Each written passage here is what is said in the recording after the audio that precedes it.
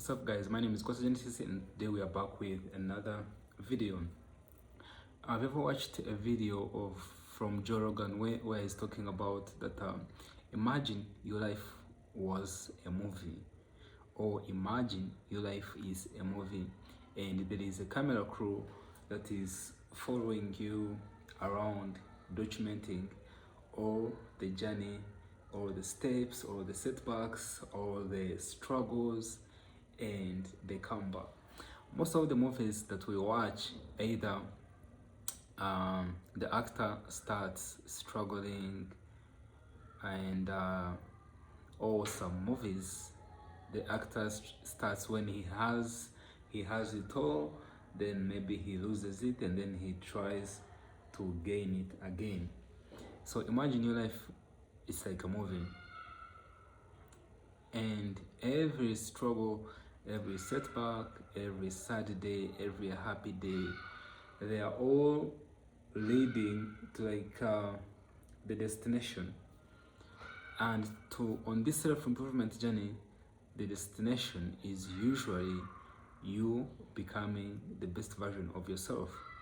And I've heard from some podcast people saying that you will never be the best version of yourself, but the idea of always trying to chase perfection or to reach at the destination, sometimes it steals away the beauty of life. I think Alan Watts says that we should not be more involved with self-improving our lives, that we even forget to live our usual lives. Then today I read something from I think it's an American philosopher or writer where he says that that life that you're self-preserving, I can just change the word, that life that you're self-improving, I hope you are able to live with it.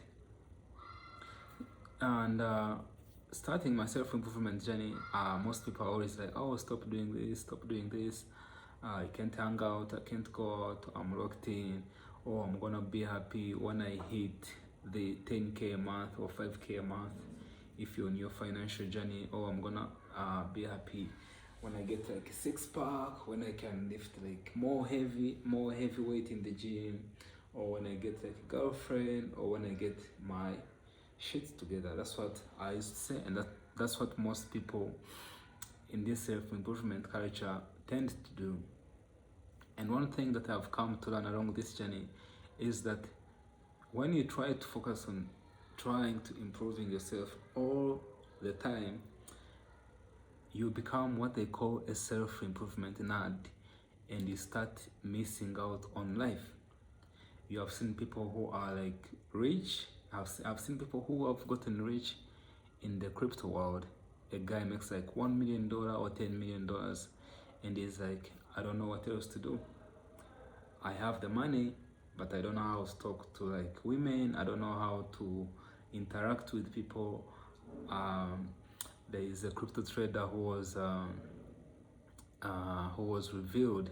He made like millions and millions of dollars, but he cannot even put together a sentence. I think he's called James Wine on the X.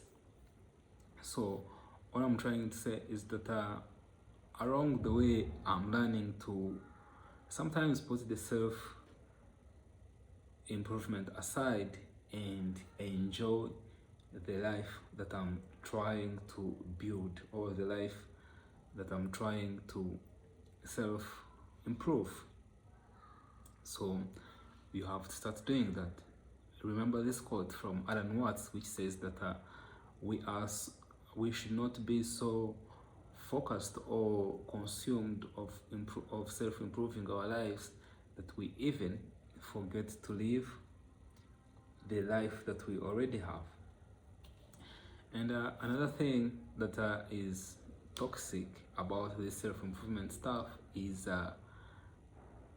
being so hard on yourself or on ourselves. And I have been so hard on myself. um, I always find it hard to forgive myself when I know that I slipped up on something, or I relapsed on something that I said I would stop doing. Because when I was starting the self improvement journey, I thought that, oh, once I say I've quit, like going out, using drugs, or watching porn, every time you watch it again, uh, you it you feel so bad about yourself. You call yourself a loser, and if you don't like forgive yourself or stop it, it takes you on this downward spiral where now you want to keep doing whatever habit, or you want to keep going back to the same. It could be an addiction, it could be anything that you're trying to run away from. But every time something like that happens, you have to remember the progress that you have made, forgive yourself, and start your journey again. So this self-improvement journey, to me, it's like an unending rope. It's something like this: you improve, then like relapse again, then improve, relapse again, improve, until you finally maybe overcome some of the addictions you're fighting, or some of the things that you don't want to keep doing. So you have to, this is also a lesson taken from one of Chris Williamson vlogs, where he says that you have to be more kind to yourself. Because if you can't love yourself, if you cannot forgive yourself, if you cannot be kind to yourself, be patient with yourself, learn yourself, love yourself, how will you then take these things to the people close to you, to your family, and to your surrounding? Something they say, how am I supposed to love you when I don't love who I am? How can I give more to the people around me when I am not more? And it's something put in this analogy of saying that you cannot pour from an empty cup. So most of the things that you want to give out, the good things, you will first need to have them as a person. The same thing if you're full of bad things in yourself, whether it's self-hate, whether it's anger, bitterness, all of these things are going to spread to whoever is near you, or they will also affect you in your relationships, in your friendships. And this has happened to me, so I'm talking this from experience. So you need to be, the lesson here is to be kind to yourself. Okay, so another thing that I've been learning, or that I've been practicing, is that I think it's like the number one tenet of masculinity that has been stuck with me for maybe the past year, is to do the work, or do whatever you know that you're supposed to do, regardless of how you feel. In the past years, before I even started my own self-improvement journey, is that every time I would feel bad, or maybe I'm feeling sad, or I'm feeling low, I would stop doing things that I know I was supposed to do. If I was supposed to go to school, I would be like, today I'm taking a break from the classes. Today I'm not hanging out with my friends. Today I'm not going to the gym. Today I'm not working because I'm feeling sad. And that it happens when you let the feelings affect how you work, or how you perform.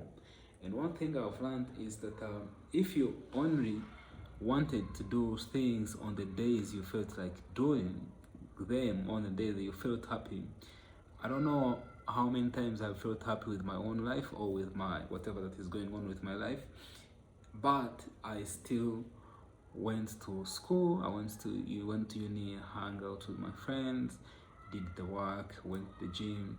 And that's something that I've learned to keep doing, no matter what life throws at me. whether it's a heartbreak, whether it's a money loss, whether it's it could be anything, man. Life will throw at you different kinds of things. So if I only wanted to perform on the days when I was happy, I would absolutely be nowhere. So that's the thing you have to learn, like learn to do things that you know you're supposed to do regardless of your feelings. And another thing that I've come to master on this self-improvement journey is something called consistency. I've been going to the gym for about 3 years now. So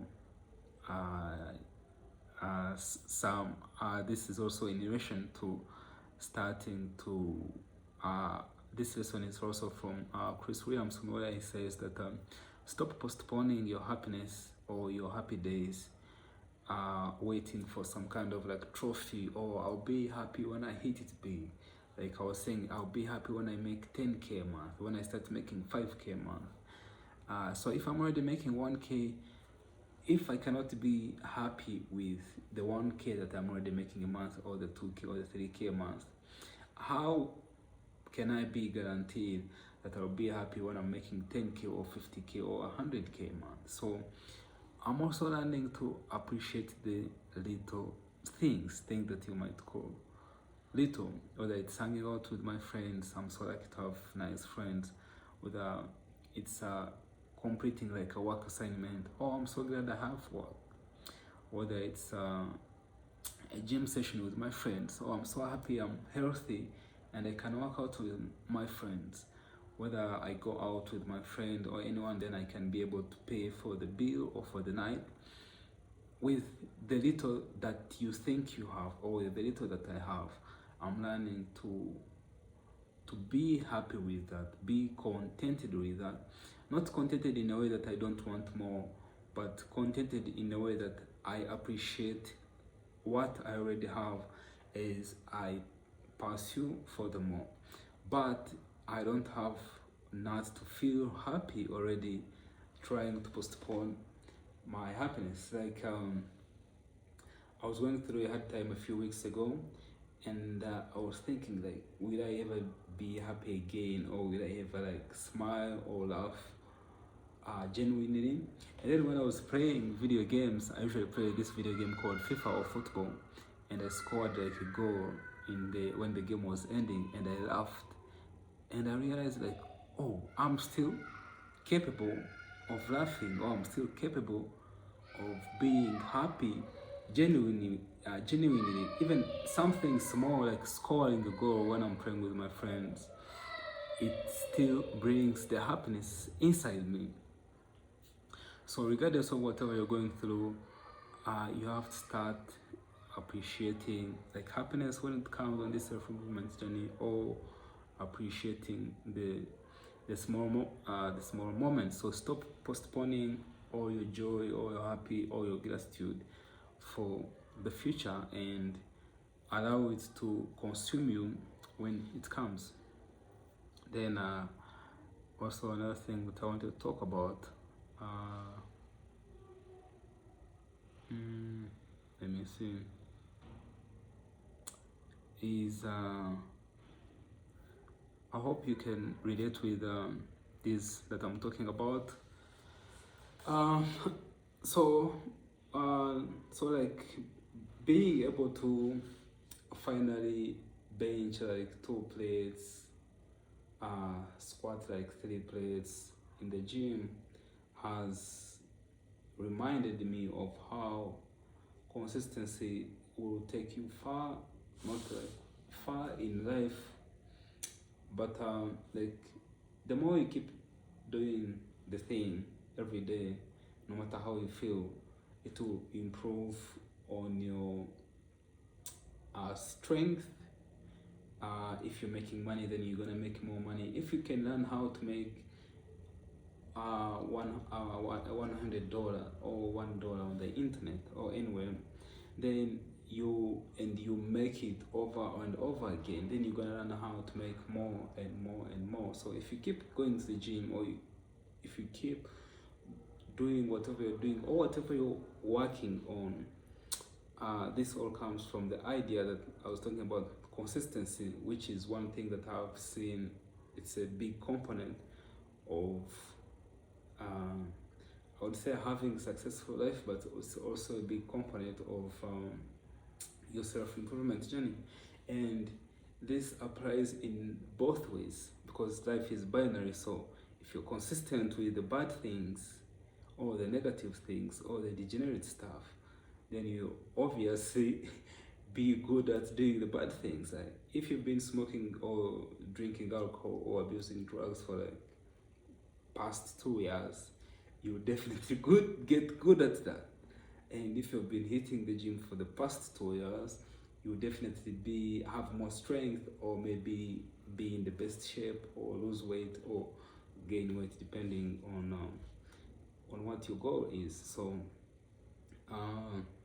this is just my self-improvement rant, or some of the lessons that I've been learning. Then finally, I've remembered I want to talk about the myth of Sisyphus, which is an interesting story that I found out.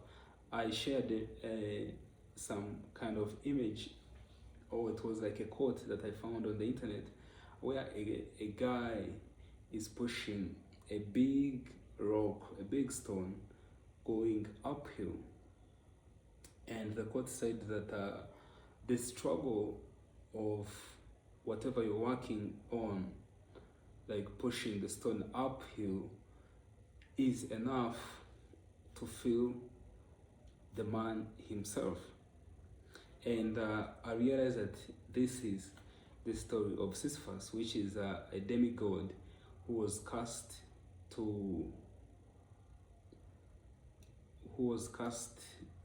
with every time he would try to roll to push the big rock uphill, no matter, every time he would reach up, it would come back. Every time he would reach up, it would come back by itself.